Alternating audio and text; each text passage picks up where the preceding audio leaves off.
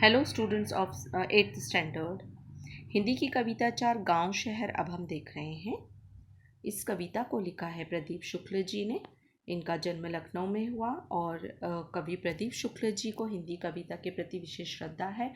आप कविता को एक साधना के रूप में देखते हैं, मतलब इन्होंने बहुत मेहनत की है इन कविता संग्रहों को बनाने में। हिंदी की विविध पत्र पत्रिकाओं में आपकी रचना छपती हैं और इनकी प्रमुख कृतियाँ, मतलब जो प्रमुख इनके लेख हैं वो है अम्मा रहती गांव में और गुल्लू का गांव, जो कि एक बाल गीत संग्रह है। यह जो कविता है उसमें कवि ने क्या कहा है, तो प्रस्तुत नवगीत में कवि प्रदीप शुक्ल जी ने गांव और शहर के दर्द को दर्शाया है। यहाँ शहरों को की भीड़ भाड़, भागम भाग, गांव से शहरों की तरफ पलायन, गांव का शहरीकरण आदि का बड़े ही मार्मिक ढंग से वर्णन किया है। तो यह जो कविता गांव शहर है, ये गांव और शहर के बारे में हमें पूर्णतः बतलाती है कि आज गांव और शहर की स्थिति किस तरह है, किस तरह लोग शहरों की तरफ गांव से पलायन कर रहे हैं अपना नौकरी और व्यवसाय पाने के लिए। चलिए हम कविता शुरू करते हैं। इससे शुरू करने के पहले मैं आप सभी से रिक्वेस्ट करूंगी कि प्लीज़ चैनल को सब्सक्राइब कीजिए और ज़्यादा से ज़्यादा शेयर कीजिए, जिससे बहुत सारे बच्चों का फ़ायदा हो सके। चलिए कविता देखते हैं। बदला बदला सा मौसम है, बदले से लगते हैं सुर, दीदा फाड़े शहर देखता, गांव देखता टुकुर टुकुर।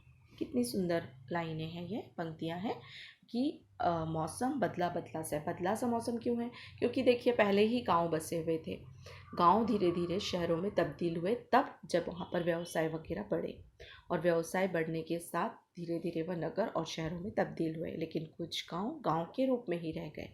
इसलिए मौसम बदला सा लगता है। शहर आज हमें ऐसे लगते हैं जैसे कि बहुत आंखें बड़ी कर करके देख रहा है, और गांव देखता टुकुर टुकुर, मतलब वो धीमे से ही हमें जिस तरह से देख रहा हो, चारों तरफ देख रहा हो।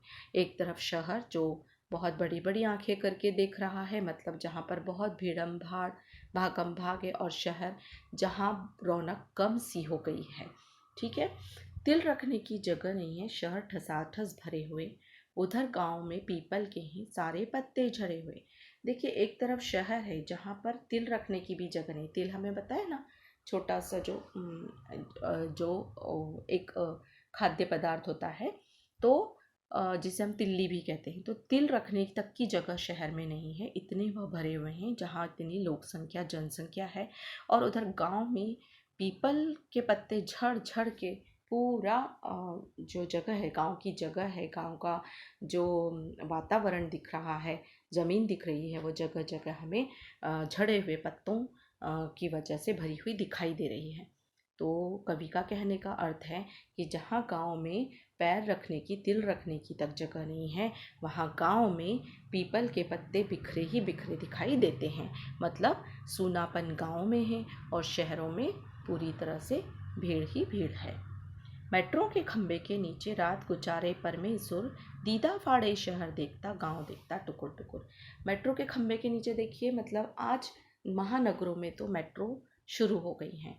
तो जो लोग बेचारे गांव से शहर की तरफ जाते हैं तो उन्हें रहने के लिए जगह भी नहीं मिलती है, तो ऐसे समय में वह कहीं भी पुल के नीचे या फिर जैसे बताया कि मेट्रो के खंबे के नीचे, जहाँ भी उन्हें जगह मिल जाती है वहाँ पर अपना समय गुजारते हैं। तो ये रात गुजारे परमेसुर, परमेसुर मतलब एक गांव से आया हुआ व्यक्ति है जिसका नाम यहाँ पर परमेसुर बताया है। गांव की लैंग्वेज में परमेसुर इस तरह से नाम बताया हुआ है। तो इस तरह के व्यक्ति बेचारे आते हैं और उन्हें जगह भी नहीं मिलती, तो जहाँ भी उन्हें रास्ते के किनारे हो या मेट्रो के खंबे के नीचे हो, जहाँ भी जगह मिली वहाँ पर अपनी रात गुजार लेते हैं और सुबह फिर काम में जुट जाते हैं। इस तरह कवि कहते हैं कि दीदा फाड़े शहर देखता, मतलब आंखें फाड़ फाड़ कर शहर देख रहा है इस तरह से, क्योंकि वह जाग ही रहा है। सुबह उठो और फिर उनकी वही ड्यूटी शुरू हो जाती है आधी रात तक। जैसे तैसे वह आधी रात से थोड़ा सा सुबह का समय अपना आराम में बिताते हैं और फिर से लग जाते हैं। मतलब पूरी तरह भागम भाग वाली ज़िंदगी शहर में है, जहाँ गांव देखता टुकुर टुकुर, मतलब गांव की स्थिति आज भी बहुत जगह पर दयनीय बनी हुई है। इधर शहर में सारा आलम आँख खुली बस दौड़ रहा, वहाँ रेडियो पर स्टेशन राम दिन है जो रहा।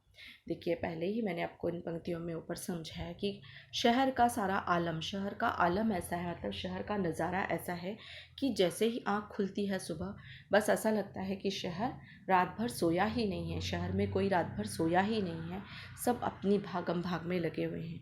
और वैसे ही आँख खुली बस दौड़ रहा, जैसे ही सुबह होती नहीं है, 4 साढ़े 4 बजते नहीं हैं कि लोग अपनी अपनी व्यवसाय के लिए और अपने अपने कामों के लिए निकल पड़ते हैं।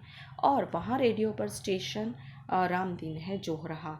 और गांव में यह स्थिति है कि कुछ काम नहीं है, तो गांव के जो लोग हैं बेचारे रेडियो लगाकर या फिर रेडियो के अलग अलग स्टेशन जो होते हैं उन्हें लगाकर अपने ही जो भी कार्यक्रम है वह सुनते रहते हैं और अपना समय व्यतीत करते हैं, क्योंकि वहाँ समय व्यतीत करने के लिए उन्हें समय ही समय है। तो रामदीन मतलब गांव में रहने वाला एक व्यक्ति है, उसके बारे में बताया कि रामदीन जैसे जो व्यक्ति हैं वह अपना गांव में जो समय है वह रेडियो सुनकर ही बेचारे गुजार लेते हैं। वहीं उल्टा शहर में दिन उगते ही लोग अपने काम में लग जाते हैं।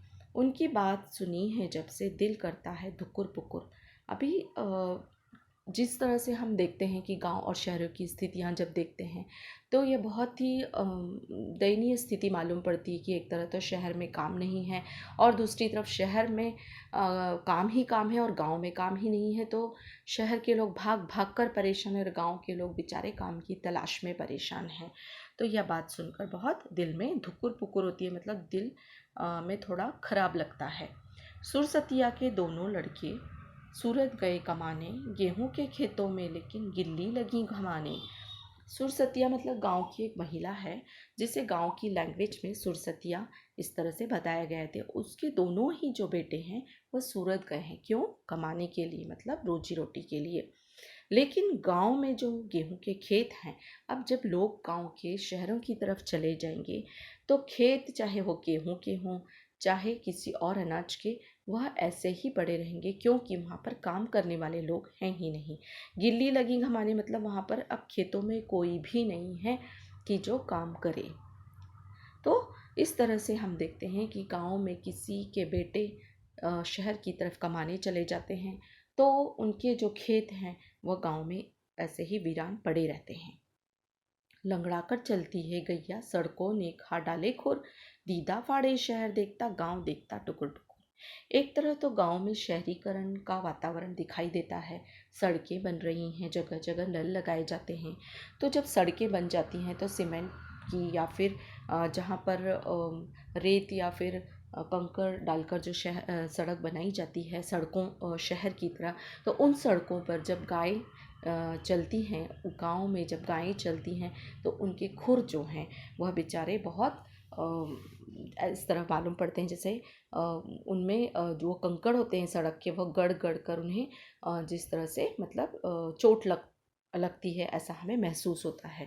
तो यहाँ पर मतलब बताया गया है कि गांव में आज स्थिति ऐसी है कि सड़कें तो बन गई हैं लेकिन गायों को चलने के लिए परेशानी होती है, क्योंकि गाय जो रहती हैं उन्हें कच्ची सड़कों पर, गांव की सड़कों पर चलने की आदत हो गई है। तो आज अगर डांबरीकरण या फिर सड़क बना भी दी गई हो तो भी गायों को परेशानी होती है। तो दीदा फाड़े शहर देखता गांव देखता टुकुर टुकुर। तो आज गांव में भले ही सड़क बन गई हो लेकिन उतने रोजी रोटी के साधन नहीं मिल पा रहे हैं, इसीलिए लोग गांव से शहरों की तरफ जाते हैं। इसलिए ऐसा लगता है जैसे शहर रात भर जग रहा है, आंखें फाड़ कर देख रहा है और गांव देखता टुकुर टुकुर, मतलब आज भी गांव उसी तरह वीरान सा पड़ा हुआ है। तो ये बहुत सुंदर ऐसी कविता है जो हमें गांव और शहर के अंतर के बारे में बताती है। यहाँ पर हमें शब्दार्थ दिए गए हैं। दीदा मतलब आँख, दृष्टि या निगाह। परमेश्वर जिसे एक परमेश्वर एक नाम है जिसे गांव की लैंग्वेज में परमेश्वर कहा गया है। आलम मतलब दुनिया, जगत, जहान। गिल्ली मतलब गिलहरी। गैया यानी गाय। और घमाना मतलब धूप खाना। तो ये बहुत सुंदर ऐसी कविता है। तो जल्दी हम इसके क्वेश्चन आंसर्स भी देखेंगे। तो आप प्लीज़ जल्दी जल्दी शेयर कीजिए, सब्सक्राइब कीजिए। Thanks for watching it.